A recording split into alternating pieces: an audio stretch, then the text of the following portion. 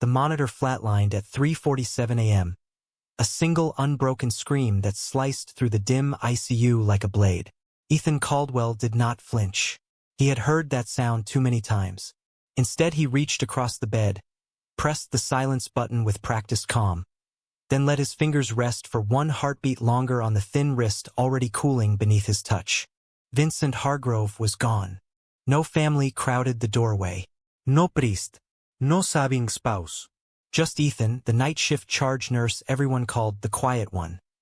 Alone with the man who had spent 6 months teaching him chess, quoting Rilke in the original German, and, without ever saying the words, asking him to stay. Ethan drew the sheet up slowly, covering the face that had once commanded boardrooms across 3 continents. He whispered the only prayer he still remembered from childhood. "Into your hands I commend his spirit." The words tasted like ash. Then he stepped into the hallway, pulled the crash cart back to its bay, and returned to chart the death exactly as protocol demanded. By morning report, the unit was already whispering. Old money guy finally kicked it. Figured he'd last longer with all that cash. Poor Ethan had to sit with him all night again. That guy's too soft for this job. They never said it to his face, but Ethan heard the undertone every shift. The subtle recoil when colleagues remembered he was gay, the way charge nurses forgot to pair him with certain Orthodox patients, the jokes about rainbow scrubs that stopped being jokes the moment he walked past. He had learned to let the comments slide off like water on vinyl. Survival demanded it. But Vincent had seen him. Not the nurse. Not the label. Him. 3 weeks earlier, on a rare quiet afternoon, Vincent had beckoned Ethan closer than visiting hours allowed. "You're wasting yourself here," the old man rasped, oxygen mask dangling from one ear like forgotten jewelry. "You think I don't notice how you flinch every time someone calls you sweetheart like it's an insult?" Ethan had laughed once, short and sharp. "It's just words, Mr. Hargrove. Words are knives when they're aimed at the heart." Vincent's eyes, still sharp despite the cancer eating everything else, locked on his. "I built an empire because I refused to let anyone else define what I was worth. You're doing the opposite." Ethan had changed the forebag then, avoiding the gaze. "I like my life. You like the cage you built so no one can hurt you again." The accusation landed like a slap. Ethan's hands stilled on the tubing. He thought of his mother's voice on the phone last Christmas. "When are you going to bring a nice girl home, honey? Your father keeps asking." He thought of the apartment he shared with no one, the dating apps he opened and closed within minutes, the way he never corrected anyone who assumed he was single because it was safer that way. Vincent coughed, a wet, terrible sound, then continued more softly. "I have no children, no heirs worth the name. My lawyers are circling like vultures already. But I've decided something." Ethan met his eyes then, wary. "Sir, I'm leaving you controlling interest in Hargrove Global." The room tilted. Vincent smiled thinly. "Don't look so horrified. There's only $38 billion in assets. You'll manage." Ethan laughed again. This time it sounded like choking. "You're delirious. I'm lucid until the morphine kicks in harder." Vincent reached for the bedside table, tapped a legal envelope already waiting. "My will was amended yesterday. You're the sole beneficiary of the family trust. The board will fight you. The press will crucify you. Your colleagues will hate you more than they already pretend not to.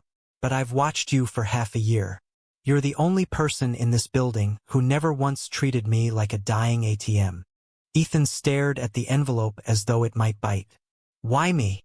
"Because you stayed," Vincent said simply. "Even when I was cruel. Even when I was afraid.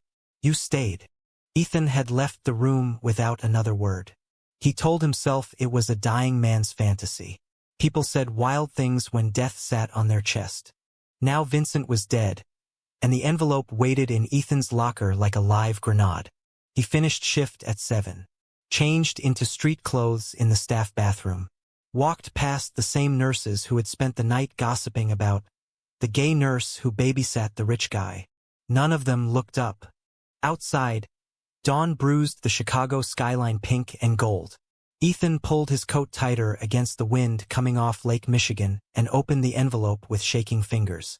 Inside, One sheet of thick cream paper, Vincent's unmistakable copperplate handwriting above the notary seal. To Ethan James Caldwell, you now hold the keys to everything I built. Use them to become more than they ever let you be, or burn it all down. The choice is yours. I trust you with both. Attached was a business card.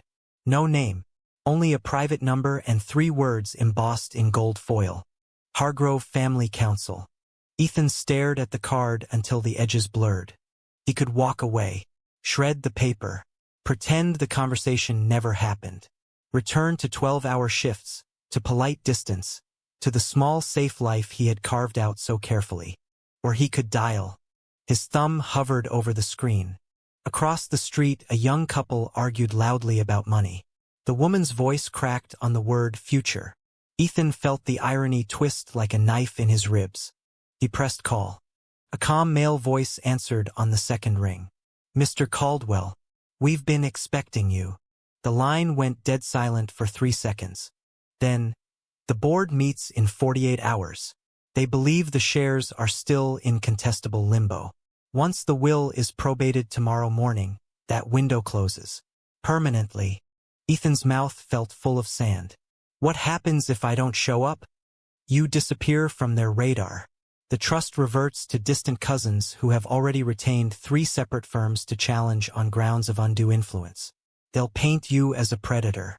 The tabloids will run with it. Your hospital will quietly ask you to resign to avoid scandal. Your life as you know it ends either way. Ethan closed his eyes. And if I do show up? You walk into a war you did not start.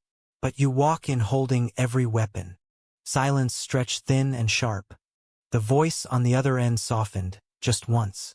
Vincent said you would understand the cost. Ethan looked up at the hospital tower behind him. The place where he had spent 7 years saving strangers while hiding the most essential parts of himself. He thought of Vincent's last lucid smile. He thought of every whispered slur, every averted gaze, every holiday he spent alone. He thought of the boy he used to be, the one who still believed love could be simple.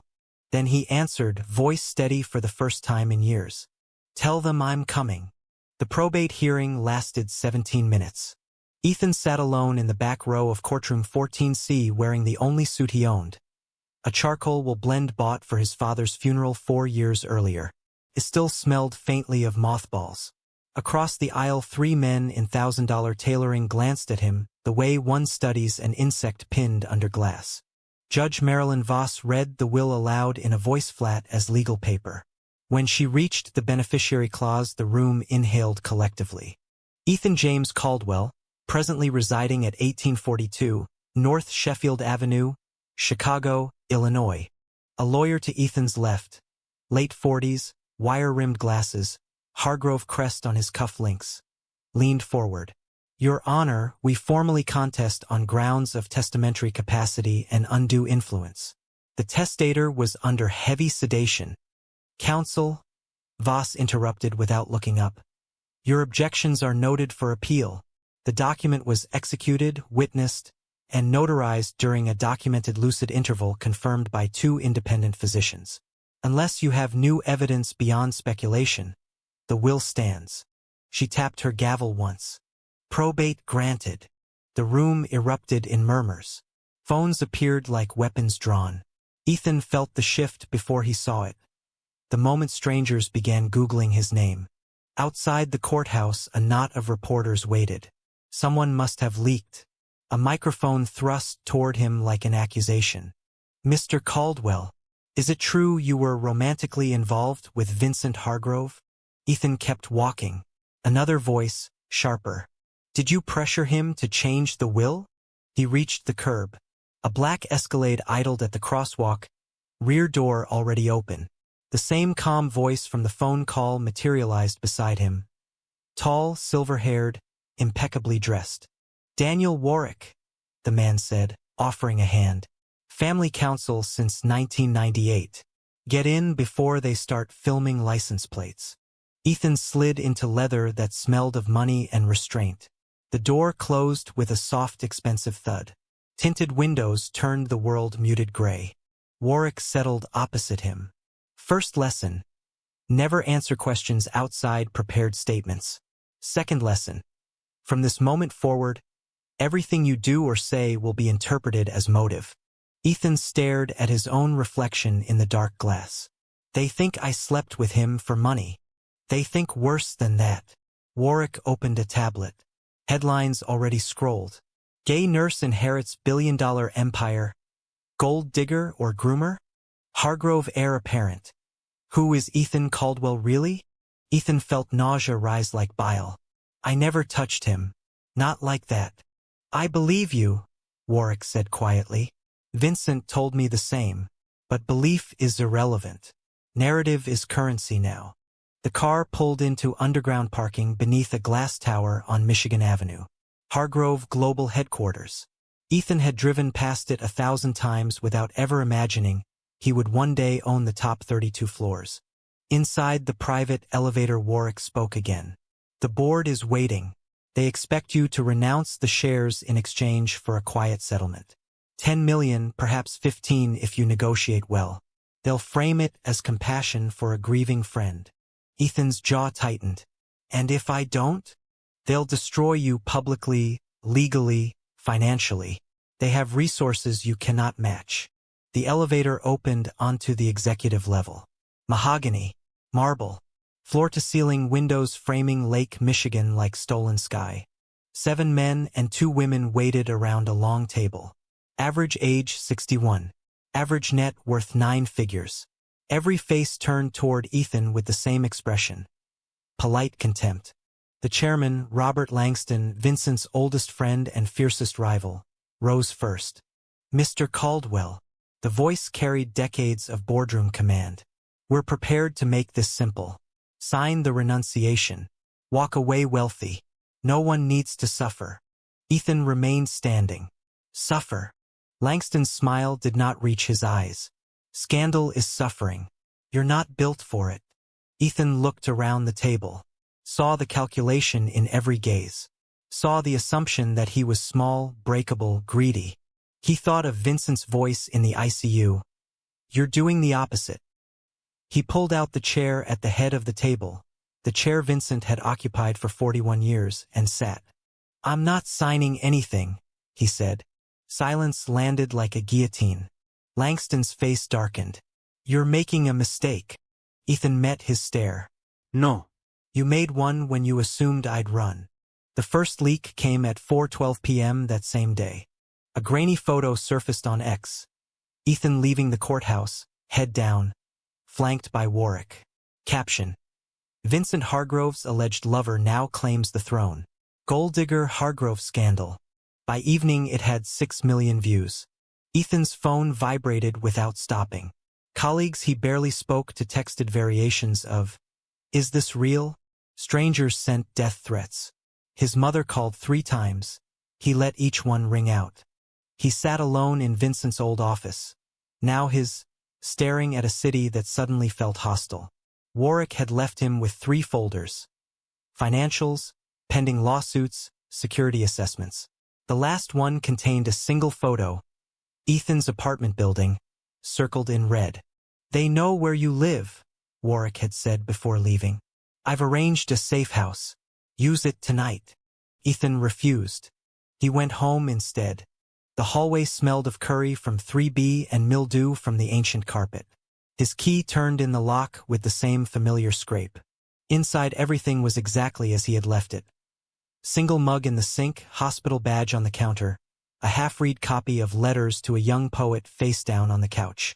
He sat in the dark for 2 hours. At 11:47 someone knocked. Not a neighbor. Too deliberate. Ethan opened the door to find his younger sister, Mara, standing there in a hoodie 2 sizes too big, eyes red from crying or wind or both. She didn't wait for invitation. Pushed past him. Dropped her backpack. Turned. Is it true? Ethan closed the door softly. Parts of it. Mara laughed, a broken sound. Mom's losing her mind. Dad says you're dead to him. Again. Ethan leaned against the wall. He said that when I came out too. Yeah, but this time he means it. She wiped her face with her sleeve. They're saying on Twitter you seduced an old man for money, that you're a con artist, that you're not even a real nurse. Ethan felt each word land like a separate bruise. I didn't seduce anyone. I know that, Mara snapped. Then softer. I know you, but they don't. And they're not going to listen. She walked to the window, stared at the street below. I read the articles. They're digging into your past. High school yearbooks. Old Facebook. That photo from Pride in 2018 where you're kissing some guy. They're saying it proves you're predatory. Ethan closed his eyes. It was just a kiss. To them, it's evidence. Silence stretched between them. Siblings who had once shared secrets, now divided by a fortune neither had asked for. Mara turned. Why didn't you tell me? I didn't believe it was real, he admitted. Until today. She studied him for a long moment. Are you going to keep it? I don't know. If you do, she said quietly, you'll lose us. All of us. Mom already told me not to come here tonight. Dad said if I take your side, I'm choosing money over family. Ethan felt something crack inside his chest. And if I walk away? You stay the brother I grew up with. The one who bandaged my knees and taught me how to parallel park. The one who never had anything nice because he was always giving it away. Her voice broke on the last word. Ethan crossed the room, pulled her into a hug. She stiffened at first, then clung. I'm scared, she whispered. Me too. They stood like that until the streetlights flickered on. When she finally pulled back, her eyes were clear. Whatever you decide, don't do it alone. Okay? He nodded. After she left, he sat on the floor with his back against the couch and opened his laptop. The internet had already convicted him. But one message stood out from the rest. A private DM from an account he hadn't seen in years. At Alex Rivers 92. I saw the news. I don't believe any of it. If you need to talk, I'm still in the city. Alex, the boy from senior year. The one Ethan had loved in secret until graduation. Then lost to distance and fear. Ethan stared at the cursor blinking. He typed one word. Tomorrow. Then closed the laptop and went to bed. Sleep never came. The boardroom smelled of fresh coffee and old ambition. Ethan walked in at 8:05 a.m. wearing the same suit, unshaven, eyes shadowed from a sleepless night. Every head turned. This time no one stood to greet him.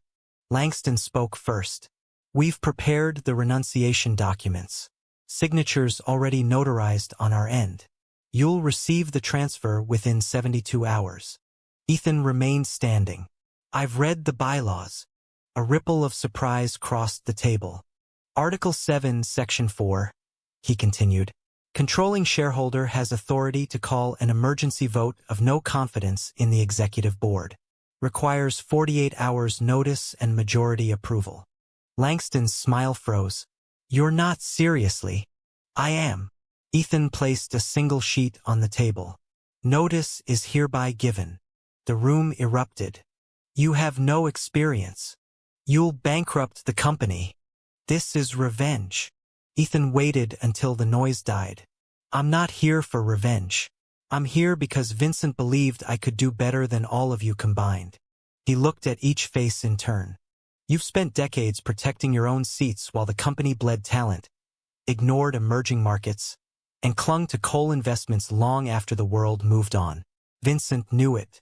That's why he chose me. Not because I was convenient, because I wasn't. He turned to Warwick, who had entered quietly behind him. Release the proxy statements. Warwick opened his briefcase. Thick packets slid across the polished wood. Vincent quietly acquired voting shares in the last 18 months. Through blind trusts, through proxies, through friends who owed him favors. Together with the family trust, they represent 53%. Langston's face drained of color. Ethan continued, voice steady. Effective immediately, I am exercising my right to replace the current board. New directors will be appointed by close of business tomorrow. You're all free to stay in advisory roles. If you can prove your loyalty isn't to your own bonuses. One by one they stood. Some shouted. Some swore. Most simply walked out. Faces masks of fury and disbelief. When the room emptied, only Warwick remained. "You just made enemies who can afford private armies," he said quietly. "I know. And you still haven't decided whether you want this life." Ethan looked out at the lake. "I decided the moment I sat in Vincent's chair." He turned back. "But I'm not doing it alone." That afternoon he met Alex at a small coffee shop on Division Street. Alex looked almost the same. Taller perhaps, hair shorter, laugh lines beginning around the eyes. He stood when Ethan entered, uncertain. They sat across from each other like strangers who once knew everything. "I didn't expect you to answer," Alex said. "I almost didn't." Silence settled between them, comfortable and painful at once. Alex spoke first. "I read the headlines. I know what they're saying. And you still came. I know who you are." Alex's voice was quiet but sure. "I always did." Ethan looked down at his untouched coffee. "I'm about to become the most hated man in American finance. My family won't speak to me. My job is gone. My face is everywhere. If you walk away now, no one would blame you." Alex reached across the table. Not touching, just close enough that Ethan could feel the warmth. "I spent 10 years regretting that I never fought harder for us," he said. "I'm not making that mistake again." Ethan felt tears burn behind his eyes, the first since Vincent died. "I don't know who I'm supposed to be anymore," he admitted. "Then we figure it out together." For the first time in days, Ethan breathed without pain. 6 months later, the headlines had changed. Hargrove Global appoints first openly gay CEO. New leadership signals aggressive pivot to renewables. Caldwell Foundation donates $400 million to LGBTQ youth shelters. Ethan stood on the rooftop terrace of the new headquarters, glass and steel rising above the loop like a promise kept. Below, the city moved in its restless rhythm. Above, stars fought through light pollution. Alex leaned against the railing beside him. No longer a stranger. No longer a secret. "You kept the nurse badge," Alex said, nodding toward the lanyard still clipped to Ethan's briefcase. "Reminds me what matters." They stood in silence a long moment. Then Alex asked the question neither had dared voice aloud. "Was it worth it?" Ethan looked out at the lights, thought of Vincent's empty hospital bed, thought of his mother's silence, his father's rage, the friends who vanished when the cameras arrived, thought of the nights he woke gasping from nightmares about being exposed, ruined, alone. Thought of the kids who now had scholarships because of the foundation. Thought of the board members who had quietly resigned rather than fight a man they could no longer bully. Thought of Alex's hand in his when the first proxy vote passed. He turned to face the only person who had never asked him to be smaller. "I don't know," he said honestly. "Some days it feels like justice. Some days it feels like exile. Most days it feels like both." Alex nodded. "No platitudes. Just presence." Ethan looked back at the skyline. "But if I had walked away, if I had let them define me one more time, I would have spent the rest of my life wondering who I could have been." He took Alex's hand. Their fingers laced together without hesitation. "Vincent gave me a choice," Ethan said softly. "Not just money. A chance to stop hiding." The wind carried the sound of distant traffic, of life continuing. Alex squeezed his hand once. Ethan looked at him, really looked, and felt something settle deep in his chest. Not peace. Not yet. But possibility. They stood together until the city lights began to blur. Somewhere in the distance a siren wailed. Another emergency. Another life hanging in the balance. Ethan smiled faintly. He no longer had to run toward it alone. Was it worth destroying the life he knew to claim the one he deserved?